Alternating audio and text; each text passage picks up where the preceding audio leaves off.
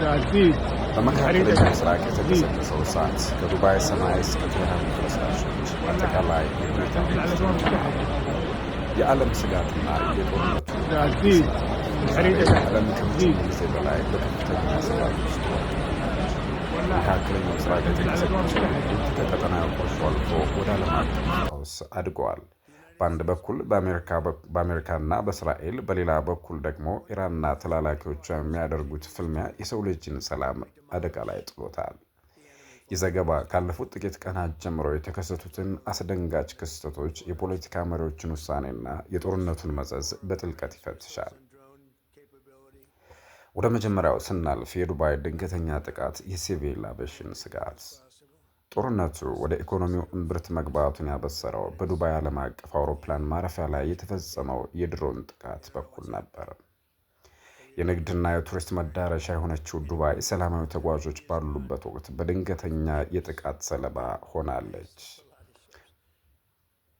አንዳንድ ዜናዎች እንደሚያመለክቱት ተጓዦች በከፍተኛ ድንጋጤ ውስጥ ሆነው ጥቃቱን ሲመለከቱ ነበር። አውስትራሊያውያንን ጨምሮ በሺዎች የሚቆጠሩ መንገደኞች ከሞት ጋር ፊት ለፊት ተፋጠዋል። ከጥቃቱ የተረፉት መንገደኞች እንደሚሉት ድሮኑ በአውሮፕላን ማረፊያ ዋና ተርሚናል አቅራቢያ ፈንድቶ ከፍተኛ የጢስ ደመና አስነስቷል። ይህ ጥቃት ኢራን ለቀጣዩ እርምጃዋ ማሳያ እንደሆነች የተነገረ ሲሆን የዓለም አየር መንገድ እንቅስቃሴን በእጅጉ አውኮታል። የዱባይ ባለሥልጣናት ጥቃቱን የሽብር ተግባር ሲሉ የጠሩት ሲሆን የኢራን ወታደራዊ መሪዎች ግን የአሜሪካን ድጋፍ ለመቀነስ የተወሰደ እርምጃ ነው ብለውታል። ቴህራን በጭስ ተውጣለች። የነዳጅ ማጣሪያዎችም መጋየት ጀምረዋል። በአሁኑ ወቅት በኢራን ዋና ከተማ ቴህራን ውስጥ ያለው ሁኔታ እጅግ አስደንጋጭ ነው። ከጠዋቱ 2 ሰዓት ተኩል ላይ የፀሐይ ብርሃን መታየት ሲገባው ከተማዋ ግን በከባድ ጥቁር ጭስ ተውጣ ሌሊት መስላለች። ይህ የሆነው እስራኤልና አሜሪካ በቴህራን ዙሪያ በሚገኙ 3 ግዙፍ የነዳጅ ማከማቻዎችና ማጣሪያዎች ላይ በፈጸሙት ጥቃት ምክንያት ነው። የአልጀዚራ ዘጋቢ ቶሄዲ ናሳዲ ከስፍራው እንደዘገበው የነዳጅ ማጣሪያዎቹ ማቃጠል በአየር ንብረቱ ላይ ከፍተኛ ብክለት አስከትሏል። ጥቁር ዝናብ እየዘነበ ሲሆን ነዋሪዎችን ለመተንፈስ እየተቸገሩ ነው ተብሏል።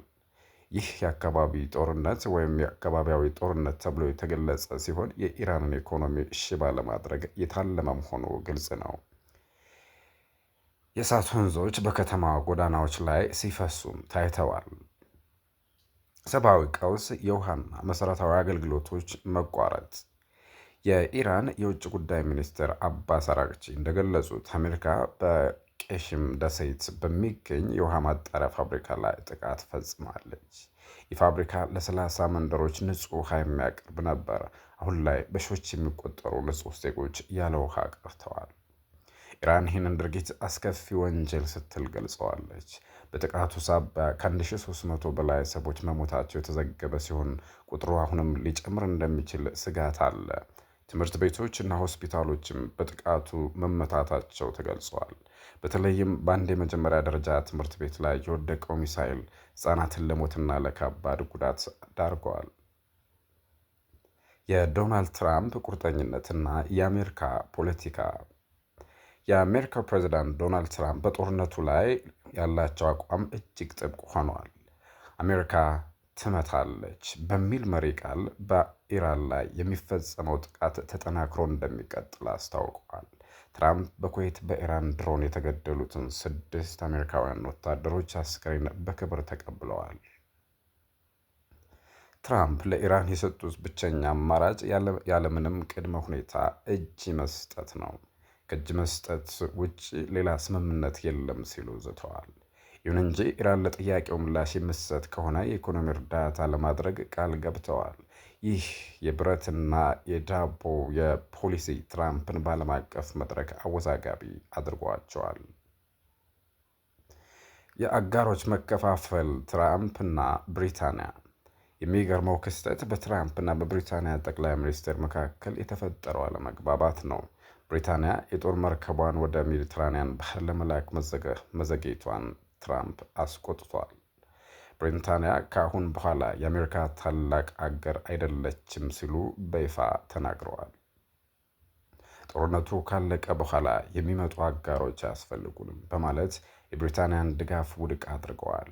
ይህ በአትላንቲክ ውቅያኖስ ማዶ ባሉ ኃይሎች መካከል ያለውን ጥንካሬ ጥያቄ ውስጥ ጥሎታል። የአውስትራሊያ አጣብቂኝና የፔኒ ዎንግ መግለጫ። አውስትራሊያም በዚህ ግጭት ውስጥ እጇን እንድታስገባ ግፊት እየተደረገባት ነው። የውጭ ጉዳይ ሚኒስትሯ ፔኒ ዎንግ እንደገለጹት አውስትራሊያ ለመካከለኛው ምስራቅ ሀገራት ወታደራዊ ድጋፍ ለማድረግ እያሰበች ነው።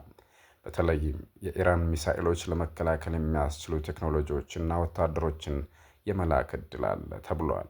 አውስትራሊያ በማጥቃት እርምጃ ላይ አንሳተፍም፣ ነገር ግን መከላከል ላይ ድጋፍ እናደርጋለን ብላለች። ይህ ውሳኔ በአውስትራሊያ ፖለቲካ ውስጥ ከፍተኛ ክርክር አስነስቷል። የእስራኤል ግንባር አይረን ዶም እና ሊባኖስ። እስራኤል በሁለት ግንባር ጦርነት ውስጥ ትገኛለች። በአንድ በኩል ከኢራን የሚተኮሱትን ሚሳኤሎች በአይረን ዶም ስትመክት፣ በሌላ በኩል ደግሞ በሊባኖስ የሚገኘውን ሂዝቦላህን እየደበደበች ነው። በሊባኖስ በደረሰው ጥቃት በርካታ የሂዝቦላ አባላትና ሲቪሎች መሞታቸው ታውቋል። የእስራኤል ጠቅላይ ሚኒስትር ቤንያሚን ኔታንያሁ ለኢራን ሕዝብ ባስተላለፉት መልእክት የእውነት ሰዓት ደርሷል በማለት ስርዓቱ እንደሚወገድ ፍንጭ ሰጥተዋል። በዋሽንግተን ዲሲ የተካሄዱ ሰልፎች። በአሜሪካ ዋና ከተማ ዋሽንግተን ዲሲ ሁለት ተቃራኒ ሰልፎች ተካሂደዋል። በአንድ በኩል የኢራን ዝርያ ያላቸው አሜሪካውያን ኢራን ነፃ መውጣት አለባት በሚል ትራምፕን የሚደግፍ ሰልፍ ሲያደርጉ፣ በሌላ በኩል ደግሞ ጦርነቱ ይቁም የሚሉ የሰላም ወዳድ ቡድኖች ድምፃቸውን አሰምተዋል። የአይሁድ ረቢዎች ሳይቀሩ የእስራኤልን ጦርነት በመቃወም አደባባይ ወጥተዋል። ይህ የሚያሳየው ጦርነቱ ህዝቡን ለሁለት የከፈለ መሆኑን ነው። የኢራን ምላሽና የ6 ወራት ጦርነት ዝግጅት። ኢራን በቀላሉ እጅ የምትሰጥ አትመስልም።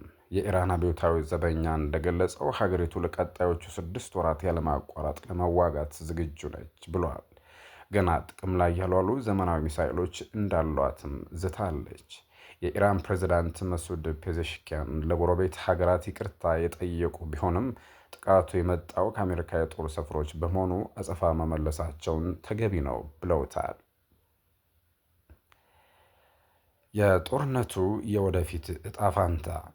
ይህ ጦርነት በመካከለኛው ምስራቅ ብቻ ተወስኖ የሚቀር አይመስልም። የነዳጅ ዋጋ መናር፣ የአቅርቦት መስመሮች መዘጋትና የዓለም ሀያላን ሀገራት ቀጥተኛ ተሳትፎ ዓለምን ወደ ሶስተኛው የዓለም ጦርነት ሊመራት ይችላል የሚል ስጋት ተደቅነዋል።